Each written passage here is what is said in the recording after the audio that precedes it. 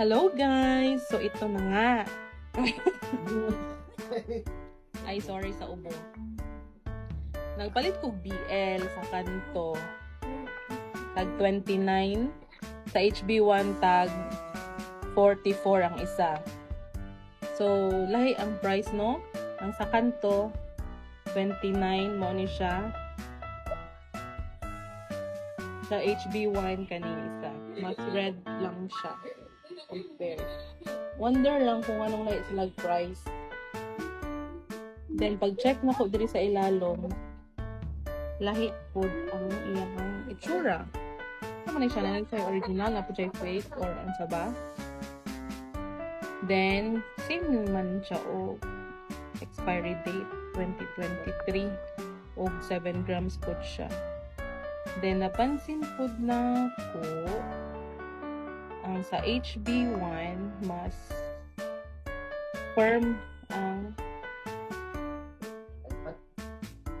cream niya, firm, compared sa katong 29 nga napalit lang nako sa kanang butika kanto kanang small na butika na ulay brown. Kani siya kay ano po kanang lasaw. Kani siya lasaw 29 lasaw. Unlike aning sa HB1 na firm siya na cream. So, gipahid na ko siya diri sa uni siya ang 29 pesos. Lasaw na siya. Kani is tag 44 sa HB1. Medyo firm siya. So, nag-wonder lang ko different ang iyahang texture.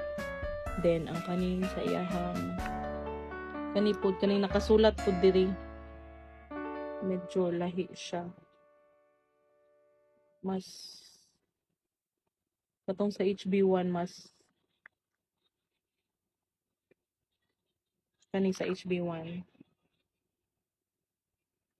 medyo ano iyahang naong kaysa kani murag dili siya ito man murag copyright lang katong tag 29 copy lang.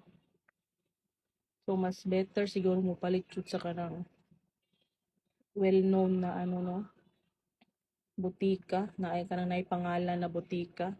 Iba sin mas kamta